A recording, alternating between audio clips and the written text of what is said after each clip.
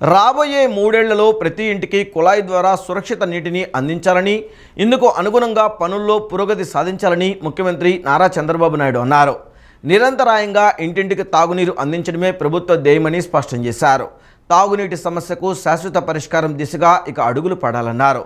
సురక్షిత తాగునీటిని ప్రతి ఇంటికి నిరంతరం అందించేందుకు అవసరమైన ప్రణాళికలు సిద్ధం చేయాలన్నారు. వెలగపూడి సచివాలయంలో గ్రామీణ నీటి సరఫరా, జల్ జీవన్ మిషన్ పథకాలపై సీఎం సమీక్ష నిర్వహించారు.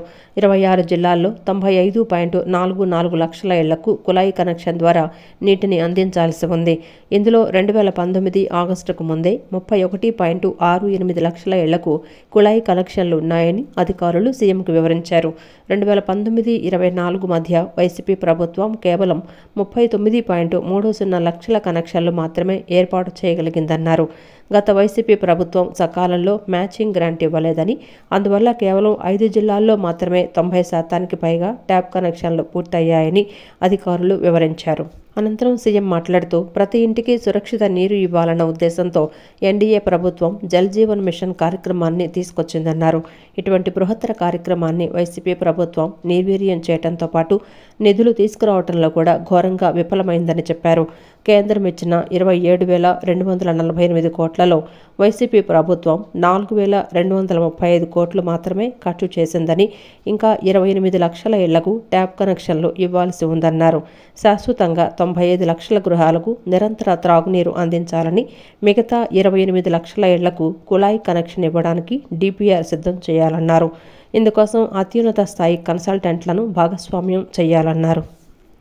విజయవాడ నగర ప్రజలను ముంపు నుంచి రక్షించడమే లక్ష్యంగా బొడమేరు విస్తరణ ఆపరేషన్ చేపట్టనున్నట్లు మంత్రి నిమ్మల రామానాయుడు తెలిపారు. ఆపరేషన్ బొడమేరు ఆక్షన్ ప్లాన్ కార్యాచరణపై విజయవాడలోని జలవనరుల శాఖ క్యాంపు కార్యాలయంలో మంత్రి సమీక్ష నిర్వహించారు. ఈ సమావేశంలో ఈఎన్సీతో పాటు నీటిపారుదల, టౌన్ ప్లానింగ్, రెవెన్యూ సర్వే అధికారులు పాల్గొన్నారు. భవిష్యత్తులో బొడమేరు నుంచి ఎలాంటి ముప్పు లేకుండా చర్యలు చేపట్టాలని ముఖ్యమంత్రి సూచించారని నిమ్మల రామానాయుడు తెలిపారు. బెజవాడ దుఃఖదాయినిగా పిలువబడుతున్నటువంటి బుడమేరు నుండి విజయవాడకు ఒక శాశ్వత రక్షణ ఉండాలి, విజయవాడ భవిష్యత్తులో ఒక ముంపు రహిత పట్టణంగా ఉండాలనేటువంటి చంద్రబాబు నాయుడు గారి యొక్క ఆలోచనలకు, లక్ష్యంకి అనుగుణంగా గత 3-4 రోజులుగా ఇరిగేషన్, రెవెన్యూ, అదేవిధంగా ఏదైతే టౌన్ ప్లానింగ్ సంబంధించినటువంటి అధికారులతోటి ప్రతిరోజు కూడా రివ్యూలు, సమీక్షలు నిర్వహిస్తూ ఏదైతే బుడమేరుకు సంబంధించినటువంటి ఆక్రమణలు ఏవైతే ఉన్నాయో వాటిని ఐడెంటిఫై చేస్తూ, అందులో కూడా పర్టికులర్గా ఏదైతే వెలగలేరు హెడ్ రెగ్యులేటర్ నుంచి ఏదైతే ఓల్డ్ ఛానల్ ఏదైతే విజయవాడ సిటీ నుంచి గుడివాడ కొల్లేరు వేదిక వెళ్తూ ఉందో దానిలో చూస్తే పర్టికులర్గా ఏదైతే ఈ యొక్క వెలగలేరు, కౌలూరు, ఇలప్రోలు, పైడూరుపాడు, గొల్లపూడి మీద నుండిగా ఏదైతే Vidyadharapuram, Vijayawada 14th, 15th, 16th revenue వార్డులకు సంబంధించి గొనదల, అదేవిధంగా ఏదైతే రామవరపాడు, ప్రసాదపాడు, ఎనికేపాడు, అంటే ఏదైతే టోటల్గా 36.25 కిలోమీటర్స్, అంటే వెలగలేరు హెడ్ రెగ్యులేటర్ దగ్గర నుంచి ఏదైతే ఎనికేపాడు వరకు కూడా ఉన్నటువంటి ఏవైతే ఈ యొక్క గ్రామాలు కానీ ఈ వార్డుల మీద కానీ పోతూ ఉన్నటువంటి ఈ యొక్క బుడమేరు ఆక్రమణలు కనుక చూసినట్లయితే మరి చాలా వరకు అగ్రికల్చర్ పర్పస్ ఆక్రమణకు గురైనటువంటి పరిస్థితుల్ని పరిశీలించడం జరిగింది, ఐడెంటిఫై చేయడం. ముంబై నటి జత్వానీ కేసులో ఎంతటి వారున్నా చట్టపరంగా శిక్ష పడేలా చేస్తామని హోంమంత్రి వంగలపూడి అనిత వెల్లడించారు. భద్రత విషయంలో భయపడాల్సిన అవసరం లేదని, లోతైన విచారణ చేసి నిందితులకు శిక్ష పడే వరకు ప్రభుత్వం, ముఖ్యమంత్రి చంద్రబాబు నాయుడు సహా అందరూ అండగా ఉంటామన్నారు. ముంబై నటి జత్వానీ కుటుంబ సభ్యులతో కలిసి సచివాలయంలోని హోంమంత్రి ఛాంబర్లో హోంమంత్రి వంగలపూడి అనితను కలిశారు. నటి జత్వానికి హోంమంత్రి అనిత ధైర్యం చెప్పారు. ఇప్పటికే 3 ఐపీఎస్ అధికారులపై చట్టపరంగా చర్యలు తీసుకున్న విషయాన్ని హోంమంత్రి గుర్తు చేశారు. అందుకు ముంబై నటి జత్వానీ ప్రభుత్వం, హోంమంత్రికి కృతజ్ఞతలు తెలిపారు. తనపై కుక్కల విద్యాసాగర్ పెట్టిన అక్రమ కేసులు ఎత్తివేయాలని హోంమంత్రిని నటి జత్వానీ కోరారు. కేసు ముగిసే వరకు విజయవాడలో ఉన్నప్పుడు తనకు భద్రత కల్పించాలని నటి జత్వానీ హోంమంత్రికి వినతిపత్రం అందజేశారు. దీనిపై స్పందించిన హోంమంత్రి భద్రతా విషయంలో భయపడాల్సిన అవసరం లేదని, లోతైన విచారణ చేసి నిందితులకు శిక్ష పడే వరకు ప్రభుత్వం, ముఖ్యమంత్రి చంద్రబాబు నాయుడు సహా అందరూ ఆమెకు అండగా ఉంటామన్నారు. కొత్త ప్రభుత్వం స్పందించిన తీరు వల్లే ధైర్యంగా తమ బాధను గొంతు విప్పి చెప్పుకోగలిగామని ముంబై నటి జత్వానీ తండ్రి హోంమంత్రితో అన్నారు. కేసు నమోదైన అనంతరం తన వ్యక్తిత్వ హననానికి పాల్పడిన పత్రికా ఛానళ్ల గురించి ముంబై నటి జత్వానీ హోంమంత్రికి భావోద్వేగంతో వివరించారు. భారతదేశానికి స్వాతంత్ర్యం వచ్చి 75 ఏళ్లైనా ఇంకా స్వేచ్ఛ రాలేదనడానికి నీ పరిస్థితి మరో ఉదాహరణ అంటూ హోంమంత్రి అనిత జత్వానీని ఓదార్చారు. చేనేత కార్మికులకు చేయూత ఇవ్వాలి, పూర్వవైభవం తీసుకురావాలన్నదే ఎన్డీఏ ప్రభుత్వం అజెండా అని మంత్రి సవిత అన్నారు. చేనేతలను గౌరవించే ప్రభుత్వం ఎన్డీఏ ప్రభుత్వమని పేర్కొన్నారు. వారికి పూర్వవైభవం తీసుకురావడానికి ప్రయత్నం చేస్తున్నామని అన్నారు. ట్రెండ్కు తగ్గట్టుగా నూతన డిజైన్లు తయారీలో చేనేత కార్మికులకు శిక్షణ ఇవ్వడం కాకుండా వారికి మార్కెటింగ్ సదుపాయం కల్పించే బాధ్యత కూడా తమదేనన్నారు. విజయవాడ నగరంలోని మాచవరం వీవర్స్ సర్వీస్ సెంటర్ను మంత్రి సవిత సందర్శించారు. కేంద్ర డీడీ అనిల్ సాహు వీవర్ సెంటర్లో చేపడుతున్న కార్యక్రమాల వివరాలను మంత్రికి వివరించారు. సెంటర్లో శిక్షణ పొందుతున్న విద్యార్థులు, చేనేత కార్మికులతో మంత్రి మాట్లాడారు. అనంతరం ఆమె విలేకరులతో మాట్లాడుతూ గడిచిన వైసీపీ పాలనలో చేనేతలు అన్ని రకాలుగా నష్టపోయారన్నారు. సీఎంగా చంద్రబాబు బాధ్యతలు చేపట్టిన నాటి నుంచి చేనేతలకు స్వర్ణయుగం ప్రారంభమైందన్నారు. మారుతున్న కాలానుగుణంగా చేనేత కార్మికులకు వస్త్రాల తయారీలో శిక్షణ ఇస్తున్నట్లు తెలిపారు. కొత్త డిజైన్ల తయారీలో శిక్షణ ఇవ్వడంతో పాటు రంగుల అద్దకం పైన నిపుణులైన శిక్షకులతో శిక్షణ ఇస్తున్నామన్నారు. కేవలం శిక్షణతోనే సరిపెట్టకుండా తయారైన వస్త్రాలకు మార్కెటింగ్ సదుపాయం కల్పిస్తున్నామని మంత్రి సవిత తెలిపారు. వీవర్స్ సర్వీస్ సెంటర్ ద్వారా 6,000 మందికి శిక్షణ ఇచ్చామన్నారు. 5,302 నూతన డిజైన్లను రూపొందించి సర్వీస్ సెంటర్లో శిక్షణ అందజేస్తున్నామన్నారు. ప్రస్తుత ఆర్థిక సంవత్సరంలో 375 శిక్షణ తరగతులు నిర్వహించనున్నామని, వాటి ద్వారా బ్యాచ్కు 20 మందికి శిక్షణ ఇవ్వనున్నామని మంత్రి వెల్లడించారు. చేనేతలకు ఇక్కడ ట్రైనింగ్ ఇచ్చి, స్టూడెంట్స్కి ట్రైనింగ్ ఇచ్చి, అదేవిధంగా ఏ విధంగా అయితే మార్కెటింగ్ ఏ విధంగా చేయాలి, ఎగ్జిబిషన్స్ ఎలా పెట్టాలి, సెంట్రల్ ప్రోగ్రామ్స్ మనం ఏ విధంగా ప్రజల్లోకి తీసుకెళ్ళాలి అనేది ఇక్కడ ట్రైనింగ్ జరుగుతుంది. చాలా బాగుంది. మేము కూడా దగ్గరలోనే 375 శిక్షణ తరగతులు కూడా ఏర్పాటు చేస్తున్నాం. అందులో ఒక్కొక్క సెక్షన్లో 20 మందికి ట్రైనింగ్ కూడా ఇవ్వబోతున్నాం. ముఖ్యంగా చేనేతలను గౌరవించే ప్రభుత్వం ఎన్డీఏ ప్రభుత్వం అని కూడా మీకు తెలియజేస్తున్నాం. గత 5 సంవత్సరాల నుంచి చేనేతలను గాలికి వదిలేసి వాళ్ళ పరిస్థితి చాలా దారుణమైన పరిస్థితి వచ్చింది.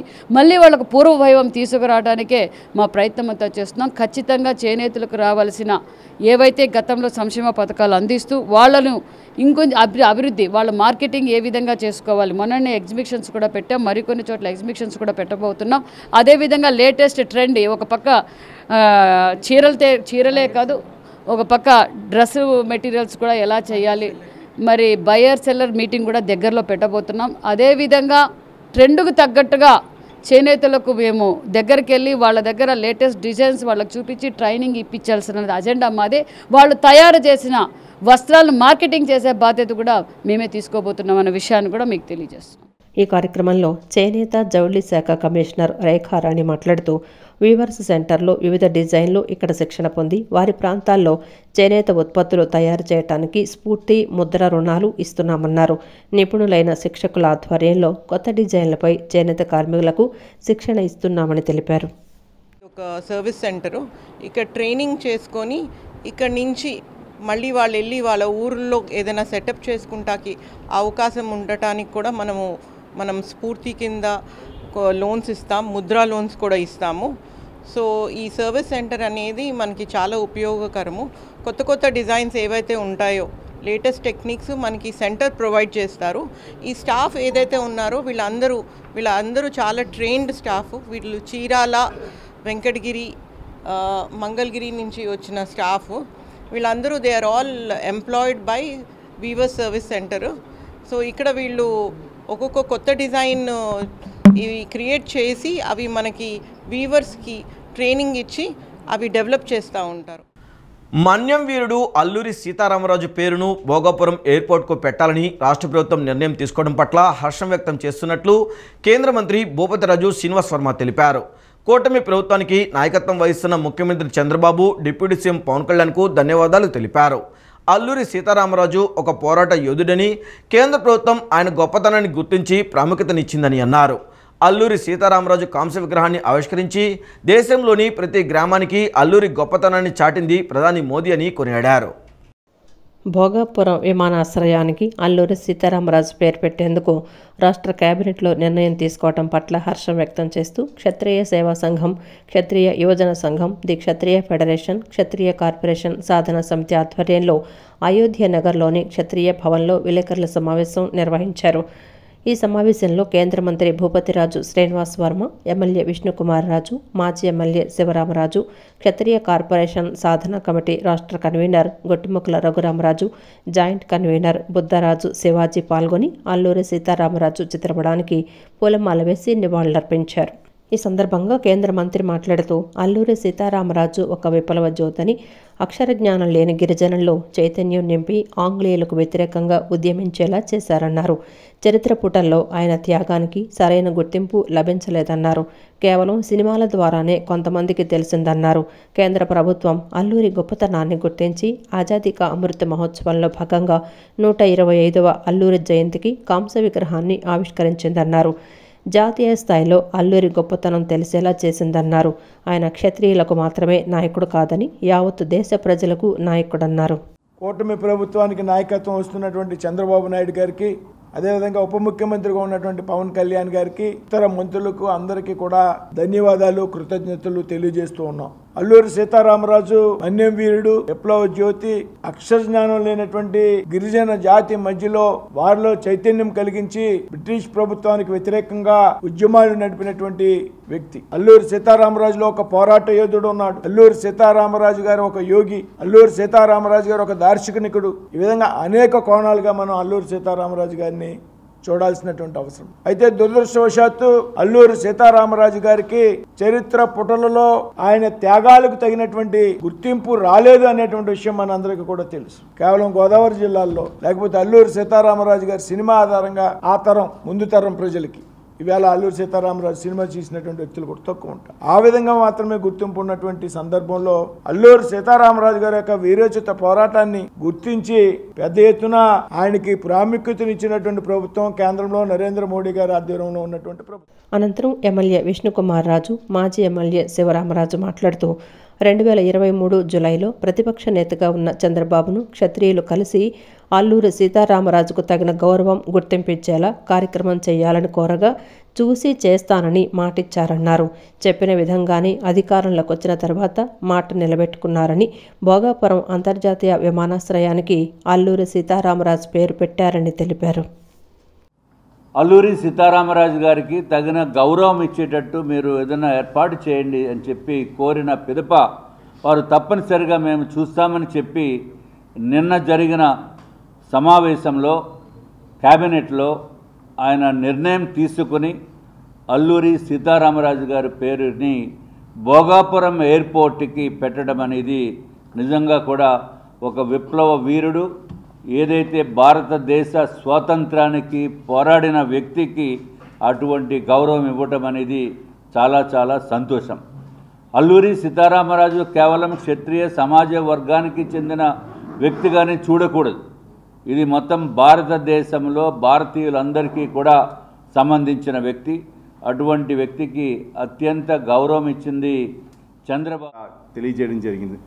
అంతేవిధంగా ఈరోజు అందరూ కూడా అయితే 100 రోజులు అయ్యింది. ఈరోజు చంద్రబాబు నాయుడు గారు నిన్నటికి 100 రోజులు పూర్తి చేసుకున్న సమయంలో ఏదైతే గత సంవత్సరం ఏదైతే అల్లూరి సీతారామరాజు గారి జయంతి కార్యక్రమంలో 126వ జయంతి కార్యక్రమంలో ఆయన వచ్చిన మీటింగ్లో ఆ రోజున ఏదైతే విజయవాడలో మాట ఇచ్చారు, ఆ రోజు అందరూ కోరారు, పెద్దలందరూ కూడా సేవా సంస్థలు కానీ అందరూ కూడా అన్ని కులాల వారు కూడా ఆ రోజు విజయవాడలో గవర్నర్ నారా చంద్రబాబు నాయుడు గారిని అడగడం జరిగింది. రాబోయే రోజుల్లో ఆయన యొక్క పేరు ఎప్పుడూ కూడా నిలబడే విధంగా చేయాలని అడిగితే ఆ రోజు వెంటనే ఆయన స్టేజ్ మీద కూడా అనౌన్స్ చేయడం జరిగింది. అదే దాని మీద ఈరోజు ఎన్డీఏ కూటమి సభ్యులందరూ కూడా అగ్రహంగా చేసినందుకు అందరి తరఫున కూడా ప్రత్యేకంగా కృతజ్ఞతలు, ధన్యవాదాలు. జమిలీ ఎన్నికలపై కాంగ్రెస్ పార్టీ కూడా ఆలోచించాలని ఏపీ బీజేపీ అధ్యక్షురాలు దగ్గుబాటి పురంధేశ్వరి అన్నారు. 1 నేషన్ 1 ఎలక్షన్కు కేంద్ర కేబినెట్ ఆమోదముద్ర వేసిందని గుర్తు చేశారు. దేశంలో ఒకేసారి ఎన్నికలు జరిగితే అభివృద్ధి సాధ్యమవుతుందని పేర్కొన్నారు. ప్రజలకు ఇబ్బంది కలగకుండా ఒకేసారి ఎన్నికల కోడ్ విధించడం వల్ల ప్రభుత్వాలు అధికారిక కార్యక్రమాలపై దృష్టి సారించవచ్చని అన్నారు. దీంతో ఎన్నికల వ్యయం, సిబ్బంది వినియోగం, ఎన్నికల నిర్వహణ భారం కూడా తగ్గుతుందని, ఓటింగ్ శాతం కూడా భారీగా పెరిగే అవకాశం ఉందని తెలిపారు. కేంద్రంలో కేబినెట్ డిస్కషన్ జరిగిందండి జమిలీ ఎన్నికల మీద ఇవాళ కేంద్రం నిర్ణయం చేయడం జరిగింది. దేశవ్యాప్తంగా కూడా ఇంతకు ముందు రామ్నాథ్ కోవింద్ గారి నాయకత్వంలో ఒక కమిటీని ఏర్పాటు చేశారు. ఆ కమిటీ ఇవాళ తన రిపోర్ట్ని కేంద్ర నాయకత్వానికి ఇచ్చారు. వారు కూడా దీన్ని స్టడీ చేసి ద్రౌపది ముర్ము గారికి ఇవ్వడం జరిగింది. ఇవాళ క్యాబినెట్లో దీని మీద డిస్కషన్ జరిగి క్యాబినెట్ యాక్సెప్ట్ చేసింది. కానీ దీనికి ఏంటంటే ఇవాళ పార్లమెంట్లో దీనికి చేయవలసినటువంటి సవరణ ఏదైతే ఉందో రాజ్యాంగానికి 324, 325 ఆర్టికల్ కింద సవరణ చేయాలి. ఆ సవరణకి 2/3 మెజారిటీ ఖచ్చితంగా పార్లమెంట్లో ఉండాలి. కనుక ఇవాళ ఏమన్నారంటే పార్లమెంట్కి శాసనసభకి ఒకేసారి ఎన్నికలు జరుగుతాయి. దాని తర్వాత 100 రోజులు అయిన తర్వాత స్థానిక సంస్థలకి జరుగుతాయి. ఇవి ఎందుకు ఈ జమిలీ ఎన్నికలు ఎందుకు వచ్చాయంటే సాధారణంగా ప్రతిసారి దేశంలో ఏదైనా అభివృద్ధి కార్యక్రమం చేయాలంటే ఎన్నికలు ఉన్నాయి, మోడ్ ఆఫ్ కాండక్ట్ ఉంది కాబట్టి మీరేమి చేయలేరు అని ఎక్కడికక్కడ కొన్ని సందర్భాల్లో అవరోధాలు కలుగుతున్నాయి. కనుక అవరోధాలు లేకుండా మనం అంతరాయం లేనటువంటి అభివృద్ధి చేసుకోవాలి అని అంటే ఒకేసారి ఎన్నికలు అయిపోతే ఇది సాధ్యం అనేటువంటి ఆలోచనతోటి చేశారు. దీనిలో ఉన్నటువంటి కష్ట నష్టాలు అన్నింటి మీద కూడా కూలంకుషంగా చర్చ జరుగుతుంది. అండ్ మేము మంచి ఆశలో ఉన్నాం. ఖచ్చితంగా అందరూ కూడా దీన్ని యాక్సెప్ట్ చేస్తారని ఆశిస్తున్నాం. వరద ప్రభావిత ప్రాంతాలలో పారిశుద్ధ్య నిర్వహణ సక్రమంగా చేస్తూ ప్రజలకు ఆరోగ్యకరమైన వాతావరణాన్ని కల్పించాలని విజయవాడ నగరపాలక సంస్థ కమిషనర్ ధ్యానచంద్ర అన్నారు. ప్రజలు అనారోగ్యం బారిన పడకుండా ఎప్పటికప్పుడు చర్యలు తీసుకుంటూ దోమలు వాటి వల్ల కలిగే వ్యాధులను యాంటీ లార్వా ఆపరేషన్లు నిరంతరం చేస్తూ దోమల వ్యాప్తి చెందకుండా చర్యలు తీసుకోవాలన్నారు. విజయవాడ నగరపాలక సంస్థ కమిషనర్ ధ్యానచంద్ర వరద ప్రభావిత ప్రాంతాలైన బుడమేరు వంతెన, పైపుల్లోడ్డు, UDA colony, new Rajiv Nagar, Kandrika, journalist colony, PNT colony, Vambay colony, పైపుల్లోడ్డు జంక్షన్ ప్రాంతాల్లో పర్యటించి క్షేత్రస్థాయిలో పరిశీలించారు. ఈ సందర్భంగా నగర కమిషనర్ ధ్యానచంద్ర మాట్లాడుతూ వరద ప్రభావిత ప్రాంతాల్లో పారిశుద్ధ్య నిర్వహణ సక్రమంగా జరగాలని, సైడ్ డ్రైన్లలో పూడికలు ఎప్పటికప్పుడు తీసివేయాలని, రోడ్లన్నీ పరిశుభ్రంగా ఉండాలని సూచించారు. వ్యర్థాలను ఎప్పటికప్పుడు తీసేయాలని, రోడ్లన్నీ నీళ్లతో శుభ్రపరచాలని, నీటి నిల్వలు ఎక్కడా లేకుండా చూసుకోవాలన్నారు. ఎక్కడైనా వరద నీటి నిల్వలు ఉంటే వెంటనే వాటర్ పంపులతో తీసేయాలని అధికారులను ఆదేశించారు. ప్రజలు అనారోగ్యాల బారిన పడకుండా ఎప్పటికప్పుడు చర్యలు తీసుకుంటూ దోమలు వాటి వల్ల కలుగు వ్యాధులను యాంటీ లార్వా ఆపరేషన్లు నిరంతరం చేస్తూ అధికారులు అప్రమత్తంగా ఉండాలన్నారు. క్షేత్రస్థాయిలో జరుగుతున్న పనులను ఎప్పటికప్పుడు పర్యవేక్షిస్తూ ప్రజలకు ఆరోగ్యకరమైన పరిశుభ్రమైన వాతావరణాన్ని కల్పించాలని అధికారులను ఆదేశించారు. ఈ పర్యటనలో chief medical health officer doctor P Ratnavali, executive engineer Srinivas, assistant medical health officer doctor Ram Koteswararao తదితరులు పాల్గొన్నారు. అకాల భారీ వర్షాల వల్ల వరదల వల్ల లక్షలాది కుటుంబాలు నిరాశ్రయులయ్యారని ఎంసీపీఐ నాయకులు తెలిపారు. రాష్ట్ర ప్రభుత్వ లెక్కల ప్రకారం ఒక ఎన్టీఆర్ జిల్లాలోని వరద ముంపులో 2,32,000 కుటుంబాలు చిక్కుకున్నాయని అన్నారు. ఇతర జిల్లాలలో 7,04,000 మంది వరద ముంపులో చిక్కుకున్నారని తెలియజేశారు. రాష్ట్ర వ్యాప్తంగా 5,64,000 ఎకరాలలో పంట నష్టం జరిగిందని అన్నారు. అపార నష్టం జరిగినప్పటికీ కేంద్ర ప్రభుత్వం ప్రకటనల వరకే పరిమితమై నిమ్మకు నీరెత్తినట్లు వ్యవహరిస్తుందని తెలిపారు. వరద శాశ్వత పరిష్కారాలు, ముంపు నివారణ చర్యలు, శాశ్వత పునరుద్ధరణ పనులు, ముంపు బాధితుల ప్రజల సహాయక చర్యల అంశంపై ఎంసీపీఐ ఆధ్వర్యంలో గాంధీనగర్లోని ప్రెస్ క్లబ్లో రౌండ్ టేబుల్ సమావేశం నిర్వహించారు. ఎంసీపీఐయు నగర అధ్యక్షుడు కాదర్ బాషా, రాష్ట్ర కార్యదర్శి కాటం నాగభూషణం, ఆంధ్రప్రదేశ్ సమగ్ర అభివృద్ధి అధ్యయన వేదిక వ్యవస్థాపకులు టి లక్ష్మీనారాయణ, సిపిఐ నాయకురాలు అక్కినేని వనజ, కృష్ణా జిల్లా కమిటీ కార్యదర్శి ఎస్ సలీం తదితరులు పాల్గొన్నారు. ఈ సందర్భంగా వారు మాట్లాడుతూ రాష్ట్ర ప్రభుత్వం ఆలస్యంగానైనా మధ్యంతర నివేదిక ద్వారా తాత్కాలిక శాశ్వత పునరుద్ధరణ పనుల నిమిత్తం 6,880 కోట్ల రూపాయలు మంజూరు చేయాలని కేంద్రాన్ని కోరిందన్నారు. కానీ కేంద్ర ప్రభుత్వం నుండి స్పందన లేదన్నారు. అపారమైన కష్టాలు నష్టాలతో జీవనం సాగిస్తున్న బాధిత ప్రజలను యుద్ధ ప్రాతిపదికన ఆదుకోవాలని, వరద శాశ్వత పరిష్కారాలు, ముంపు నివారణ చర్యలపై ప్రభుత్వాలు దృష్టి సారించాలన్నారు. శాశ్వత పునరుద్ధరణ పనులు యుద్ధ ప్రాతిపదికన పూర్తి చేయాలన్నారు. మధ్యంతర నివేదిక ద్వారా రాష్ట్ర ప్రభుత్వం కోరిన 6,880 కోట్ల రూపాయలు నిధులు కేంద్ర ప్రభుత్వం తక్షణం మంజూరు చేయాలన్నారు. బాధిత ప్రజలను ఆదుకునే నిమిత్తం రాష్ట్ర ప్రభుత్వం అన్ని పార్టీల ప్రజా సంఘాలతో తక్షణం అఖిలపక్ష సమావేశం ఏర్పాటు చేయాలని కోరారు. వరద ముంపుకు గురై ఆస్తులు పనిముట్లు కోల్పోయిన ప్రతి కుటుంబానికి 50,000 రూపాయలు, పాక్షికంగా నష్టపోయిన కుటుంబానికి 25,000 రూపాయలు పంపిణీ చేయాలన్నారు. గుంపులుగా ఎందుకు ఉండాలి? అలాగా గుంపులుగా ఉండే పరిస్థితులు ఎందుకు వచ్చాయి? దానికి కారణాలేంటి?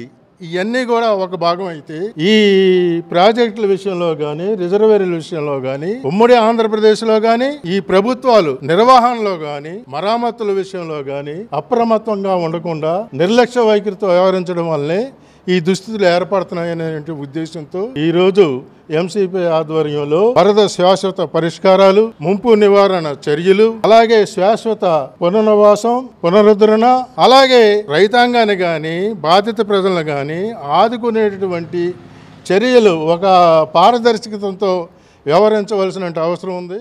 ప్రభుత్వానికి కేంద్ర ప్రభుత్వమే ఇతోధికంగా ఆదుకోవాల్సినటువంటి అవసరం, బాధ్యత ఉంది. అది చేయాలంటే ముందు ఈ విపత్తును జాతీయ విపత్తుగా ముందు ప్రకటించాలి. కేంద్ర వ్యవసాయ శాఖ మంత్రి గారు వచ్చారు, కేంద్ర బృందాలు వచ్చినాయి, అధ్యయనం చేశారు, వెళ్ళారు. కానీ ఇప్పటి వరకు తాత్కాలిక సహాయ నిధి కింద కూడా ఎలాంటి నిధులు విడుదల చేసినట్టుగా, మంజూరు చేసినట్టుగా ప్రకటన చేయలేదు. ఇప్పటికైనా యుద్ధ ప్రాతిపదికపైన ఆ పని చేయాలి. పూర్తి స్థాయిలో ఆదుకోవాల్సినటువంటి బాధ్యత కేంద్ర ప్రభుత్వం పైన ఉన్నదని.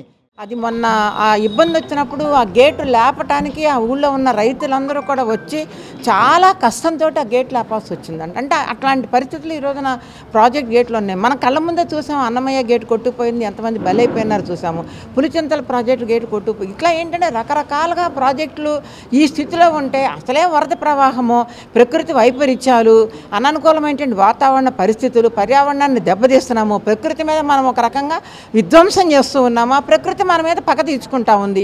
ఆ వైపుగా మనకి ఏ రకమైనటువంటి కొంచెం కూడా చలనం లేదు ప్రభుత్వాల వైపు నుంచి. బుడమేరు వరదల్లో నీట మునిగి మరమ్మతులకు గురైన ప్రతి ఆటోకి రాష్ట్ర ప్రభుత్వం 25,000 రూపాయల ఆర్థిక సాయం అందించాలని ఆటో కార్మిక సంఘాల నేతలు డిమాండ్ చేశారు. సర్వీస్ కంపెనీ నుండి సగం ధరకే స్పేర్ పార్ట్స్ అందించాలని, బ్యాంకు, ఫైనాన్స్ కంపెనీల లోన్ల వాయిదాలపై 3 నెలలు మారిటోరియం విధించాలన్నారు. ప్రభుత్వం స్పందించకపోతే ఉద్యమిస్తామన్నారు. బుడమేరు వరద నీటిలో వేలాది ఆటోలు నీట మునిగిపోయాయని, భారీ రిపేర్లకు గురయ్యాయని, నెల రోజుల పాటు వారంతా ఉపాధి కోల్పోయారని, రాష్ట్ర ప్రభుత్వం మునిగిన ప్రతి ఆటోకి 25,000 రూపాయల సహాయం అందించాలని కోరుతూ ఐఎఫ్టియు, సిఐటియు అనుబంధం ఆటో కార్మిక సంఘాల ఆధ్వర్యంలో గాంధీనగర్ ధర్నా చౌక్లో ధర్నా నిర్వహించారు. ఈ సందర్భంగా ఐఎఫ్టియు, సిఐటియు నాయకులు మాట్లాడుతూ ఆధునికమైన ఆటోల రిపేర్లకు సర్వీస్ కంపెనీలు 40,000 రూపాయల నుండి 1,10,000 రూపాయల వరకు అంచనా వేస్తున్నాయని అన్నారు. పాత మోడల్, పాత ఆటోలకు ఎక్కువ మంది థర్డ్ పార్టీ ఇన్సూరెన్స్లు తీసుకోనందున వీరెవరికి నయా పైసా ఇన్సూరెన్స్ వర్తింప చేయటం లేదని అన్నారు. ముఖ్యమంత్రి ఇన్సూరెన్స్ కంపెనీలకు ఆదేశించిన ఇన్సూరెన్స్ కంపెనీలు మాయ చేసి మోసం చేస్తున్నాయని, 6 లేదా 7,000 కాదంటే 10,000 రూపాయల చొప్పున వన్ టైం సెటిల్మెంట్ చేసి చేతులు దులుపుకుంటున్నారని విమర్శించారు. అలా కాదని ఇన్సూరెన్స్కి క్లెయిమ్ చేయాలంటే నెల రోజులకు పైగా ఆటోను సర్వీస్ కంపెనీలో ఉంచాల్సి ఉంటుందని బెదిరిస్తున్నారు. తామిచ్చింది తీసుకొని పొమ్మని చెప్తున్నారన్నారు. మరోపక్క సర్వీస్ కంపెనీలో తగినంత మంది స్టాఫ్ లేక, ఆటోలు చెక్ చేసే ల్యాప్టాప్ సిస్టంలు తగినంతగా లేనందున ఆయా కంపెనీల్లో లోపల బయట వందలాది ఆటోలతో నిండిపోయి ఉన్నాయన్నారు. హ్యాండ్ క్యాష్ ఇచ్చిన ఆటోలకు ముందు రిపేర్లు అవుతున్నాయని, అవి కూడా కనీసం వారం 10 రోజులు పడుతోందని చెప్పుకొచ్చారు. అయినా కూడా ఒక్కో సెంటర్లో రోజుకు 2-3 ఆటోలకు మించి రిపేర్లు కావడం లేదన్నారు. అవసరం ఉంది. ఇప్పటికి 20 రోజులు అయినా కానీ ఒక్క బండి కూడా ఇన్సూరెన్స్ క్లెయిమ్ అయిన చరిత్ర లేదు, ఒక బండి కూడా బయటకు వచ్చే పరిస్థితి లేదు. మరి ఎంతకాలం ఆటో డ్రైవర్లు బస్సులతో ఉండాలని చెప్పేసి కూడా మీడియా ద్వారా ప్రభుత్వానికి వరదలుచుకున్నాం. అదేవిధంగా వాళ్ళు ఇచ్చేటువంటి స్పేర్ పార్ట్స్లో కూడా ఏదైతే వేస్తున్నారో 20% డిస్కౌంట్ ఇవ్వాలి. అదేవిధంగా మెకానిక్ బిల్ అనేటువంటిది పూర్తిగా 0 పెట్టాలి. లేకపోతే మాత్రం ఆటో కార్మికులు తీవ్రమైనటువంటి వ్యతిరేకత తీసుకొస్తుంది. ప్రభుత్వానికి వ్యతిరేకంగా ఉద్యమాలు చేయాల్సిన పరిస్థితి వస్తుంది కనుక ప్రభుత్వం కూడా ఆలోచన చేసి తక్షణం ప్రతి ఆటో డ్రైవర్కి రికార్డ్స్తో సంబంధం లేకుండా ఇన్సూరెన్స్ కంపెనీ వాళ్ళు ఫోటోలు లేవని, రికార్డు ఫోర్స్ లేవని అంటున్నారు. అసలు కరెంటు లేకపోతే ఫోన్లు ఎక్కడ చేస్తారండి? అసలు బుద్ధిగానే ఉన్నాడు ఎవరైనా మాట్లాడతాడా మాట? కరెంటు లేక నాన్న 6 రోజుల పాటు పూర్తిగా కరెంటు లేకుండా కటికి సీట్లో ఉన్నాం మేము. 2 నెలలు 3 నెలలు పట్టే పరిస్థితి కనబడుతుంది. అందుకే ప్రభుత్వం ఇతర జిల్లాల నుంచి మెకానికల్ రప్పించి బల్క్గా ఆటో రిపేర్లు చేయించాలని చెప్పనేది ప్రధాన డిమాండ్.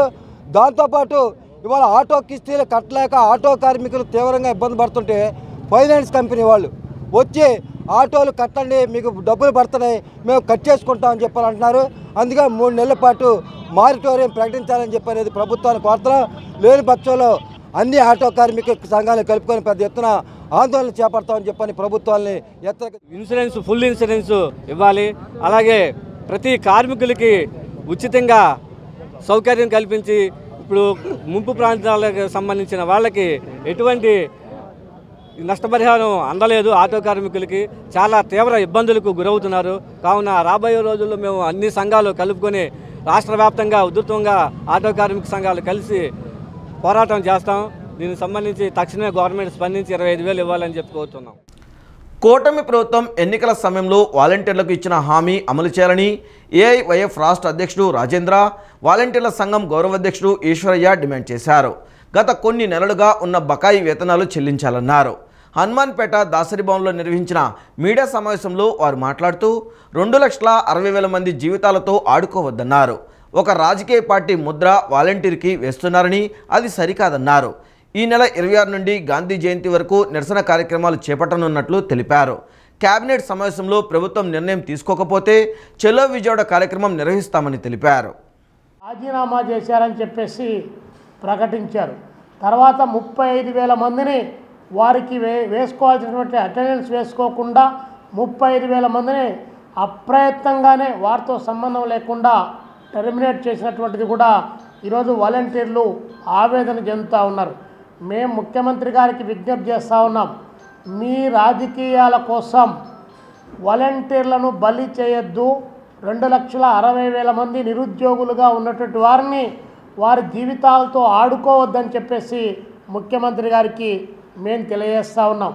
అంతేకాకుండా మీరు ఈ వాలంటీర్ల విషయంలో మీరు చెప్పినటువంటిది కానీ పవన్ కళ్యాణ్ గారు డిప్యూటీ సీఎంగా వారు చెప్పినటువంటి అంశాన్ని కానీ మీరు ఎందుకు మర్చిపోతూ ఉన్నారు? ఉద్దేశపూర్వకంగానే మర్చిపోతూ ఉన్నారని అడుగుతా ఉన్నాం. వాటర్ ప్లాంట్ సేవా సమితి ఆధ్వర్యంలో రాణిగారి తోటలో గణపతి ఉత్సవాలు అంగరంగ వైభవంగా నిర్వహిస్తున్నారు. ఈ ఉత్సవాలలో భాగంగా నేడు అన్నదాన కార్యక్రమం నిర్వహించగా భక్తులు పెద్ద ఎత్తున పాల్గొన్నారు. విఘ్నేశ్వరుని దయతో వరదల కారణంగా ప్రజలకు వచ్చిన నష్టాలు తొలగిపోవాలని వైసీపీ నేత బొడ్డు అప్పలనాయుడు ఆకాంక్షించారు. వాటర్ ప్లాంట్ సేవా సమితి ఆధ్వర్యంలో రాణిగారి తోటలో గణపతి ఉత్సవాలు వైభవపేతంగా నిర్వహిస్తున్నారు. ఉత్సవాలలో భాగంగా నేడు అన్నదాన కార్యక్రమం నిర్వహించారు. సుమారు 5,000 మంది భక్తులు ఈ కార్యక్రమంలో పాల్గొని స్వామివారి అన్నప్రసాదాన్ని స్వీకరించారు.